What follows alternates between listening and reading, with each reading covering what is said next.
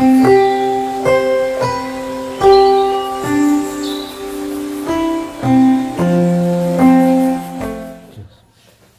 Friends, मैं doctor Najmul Huda, consultant orthopaedic surgeon, sunshine hospital and trauma centre से आप लोगों से मुखातिब हूं। दोस्तों, आज हम बात करेंगे एक बहुत ही कॉमन ऑर्थोपेडिक प्रॉब्लम जिसे हम स्लिप्ड डिस्क कहते हैं। आइए शुरुआत करते हैं।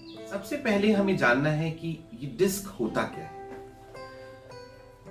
हमारी रीढ़ की हड्डी की बनावट कुछ इस प्रकार की है कि वो एक के ऊपर एक रखी हुई है, गर्दन से लेके और हमारी टेल बोन तक, और उन दो हड्डियों के बीच में एक कुशन जैसा स्ट्रक्चर है जिसे हम लोग अपनी मेडिकल लैंग्वेज में डिस्क कहते हैं। इस डिस्क का जो काम है, जो फंक्शन है, वो है एक शॉक एब्जॉर्बर की तरह वो काम करता है। अब आइए समझते हैं कि स्लिप्ड डिस्क क्या होती है।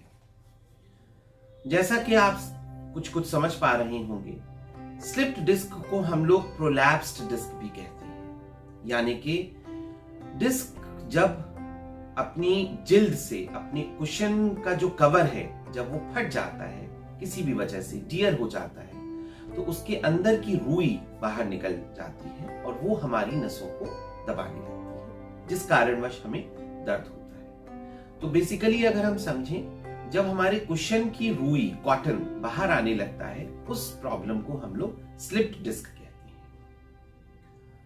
आखिर स्लिप्ड डिस्क से हमारे पेशेंट को क्या क्या सिम्टम्स, क्या क्या लक्षण हैं जिससे हम ये समझ में आए कि उसे स्लिप्ड डिस्क हो गया। सबसे इंपॉर्टेंट और सबसे पहला जो सिम्टम है वो होता है पेन, यानी कि दर्द।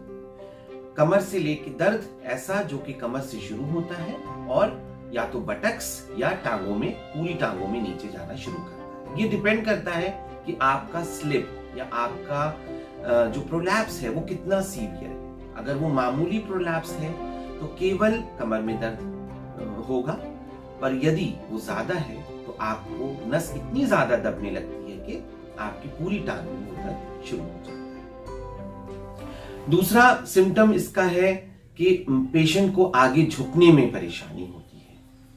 कई बार ऐसा भी हो जाता है कि अगर खांसी आए या छींक आए तो एक करंट जैसा लहर पूरी टांग में दौड़ती है।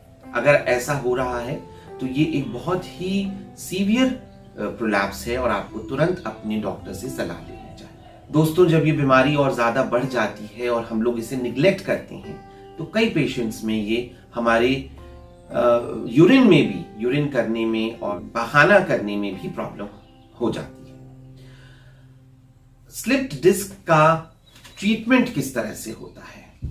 सबसे इंपॉर्टेंट चीज है दोस्तों कि जब भी स्लिप्ड डिस्क होगी तो हमें अपने डॉक्टर से सलाह लेनी चाहिए और हमारे डॉक्टर कुछ एग्जामिन करेंगे और हो सकता है कुछ टेस्ट लिखें, जैसे कि एमआरआई। सबसे इंपॉर्टेंट टेस्ट जो है वो है एमआरआई। डॉक्टर आपको सलाह देगा, उस सलाह के बेसिस पे आप फौरन अपना एमआरआई कराएं। अब इसका ट्रीटमेंट कैसे होता है? स्लिप डिस्क का ट्रीटमेंट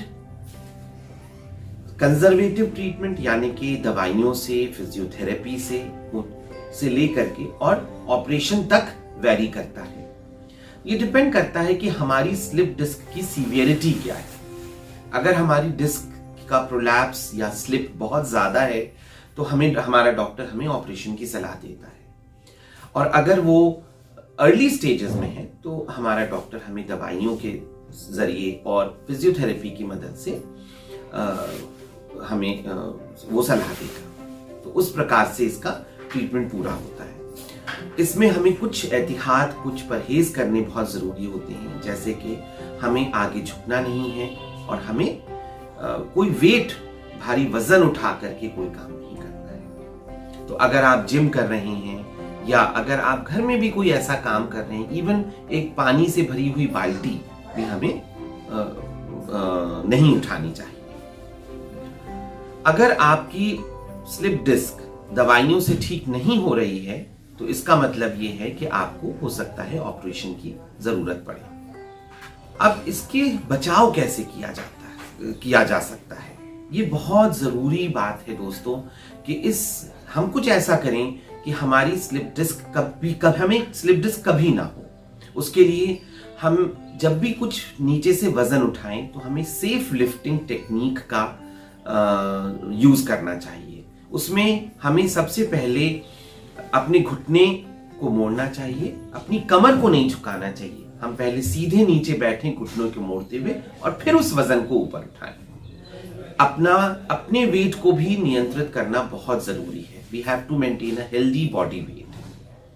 बहुत ज्यादा देर तक समय तक बैठे ना रहें। खास तौर से ये मैसेज उन लोगों के लिए है जो ऑफिसेज में लंबे समय तक बैठे रहते हैं। बीच बीच में थोड़ा सा 1 मिनट का 2 मिनट का ब्रेक लें और चलें फिरें। और बहुत ज्यादा एक्सरसाइजेस जो हैं वो आप ना करें। एक्सरसाइजेस हमेशा अपने जिम इंस्ट्रक्टर के निगरानी में करें और बहुत ओवर एंथुजियास्टिक होकर सडनली वेट लिफ्ट ना करें। उम्मीद है कि ये जानकारी आप लोगों के लिए अहम और यूजफुल साबित हो।